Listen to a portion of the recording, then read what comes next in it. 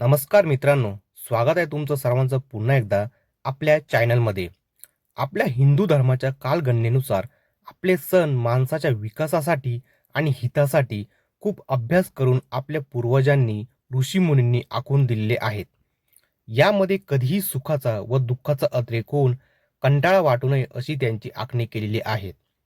सण वार हे देखील निसर्गाशी संबंधित वातावरणाशी निगडीत आखलेले आहेत. ही आपली हिंदू संस्कृती आणि संस्कार आहेत. यंदा 18 सप्टेंबर रोजी भाद्रपद पौर्णिमा आहेत आणि त्याच दिवशी पितृपक्षाचा काळ सुद्धा सुरू होत आहे. मित्रांनो, हे 15 दिवस श्राद्धासाठी राखीव ठेवलेले असावेत. पितृपक्ष, अपर पक्ष व महालय हे शब्द आपण वापरतो. वर्षाच्या शेवटी सर्व पितरांच्या तृप्तीकरिता एक महालय श्राद्ध करण्याची चाल उत्पन्न झाली. स्वर्गामध्ये 6 महिन्यांचा दिवस व 6 महिन्यांची रात्र असा काळ असतो.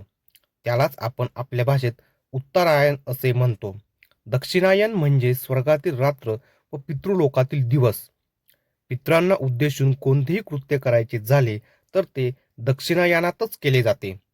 म्हणून आत्ताच्या सणवारानुसार गणपती आणि नवरात्र या दरम्यान पितृपक्षाचा काळ राखीव ठेवला जातो.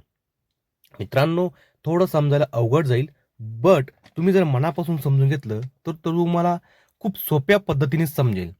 तर श्राद्धकाळ झाला की मनावर आलेले मळप दूर होऊन नवरात्राची घटस्थापना होते. गरबा रंगतो, दसरा साजरा केला जातो व त्यानंतर दिवाळीची तयारी सुरू होते.